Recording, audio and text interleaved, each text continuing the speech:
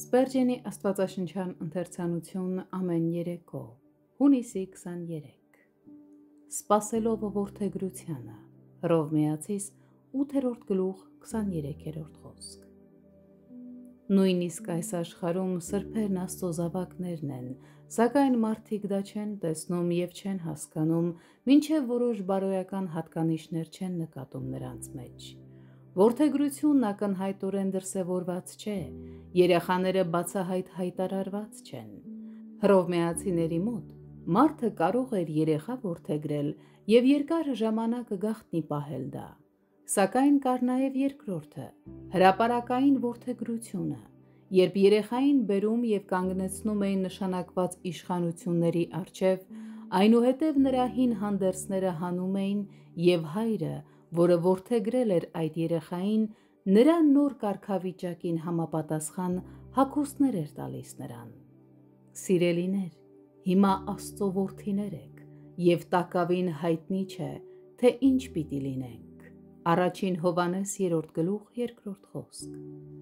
Մենք դեռևս չենք հանդերձավորվել այն հագուստներով, որոնք վայել են երկնային ընտանիքի անդամներին, այլ այս մարմնի եւ այրան մեջ կրում ենք Ադամից ժառանգած հանդերձները։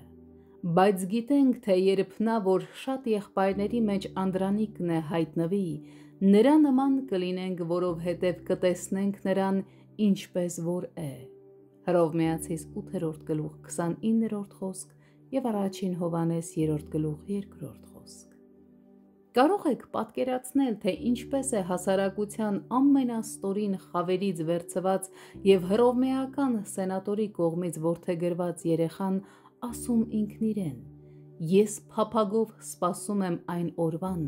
երբ հանդիսավոր կերպով հրապարակայնորեն կորդեգրվեմ։ Այդ ժամանակ ես վերջապես կազատվեմ այս գեղչկական հագուստներից եւ իմ սենատորական աստիճանին համապատասխան կհագնվեմ։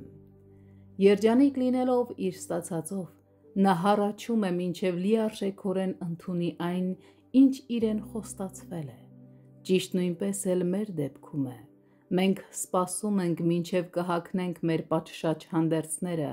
եւ կդրսևորվենք որպես Աստծո զավակներ։ Մենք երիտասարդ ազնվականներ ենք եւ դեռ չենք կրում մեր թագերը։ Մենք երիտասարդ հարսնացուներ ենք եւ պսակադրությունը դեռ առջևում է։ Ուստի մենք մեր փեսացուի սիրով տոգորված անհամբերությամբ սպասում ենք այդ օրվան։ Հենց մեր երջանկությունն է ստիպում մեզ ավելի շատ հառաչել։ Մեր ուրախությունը, ինչպես մի լեցուն աղբյուր, ձգտում է գեյզերի պես դուրս ցայտկել ու հասնել երկինքներին, ուստի այն ուժգին հառաչում է մեր հոգու ներսում, ազատ տարածք փնտրելով իր համար, որպեսզի դուրս հորդի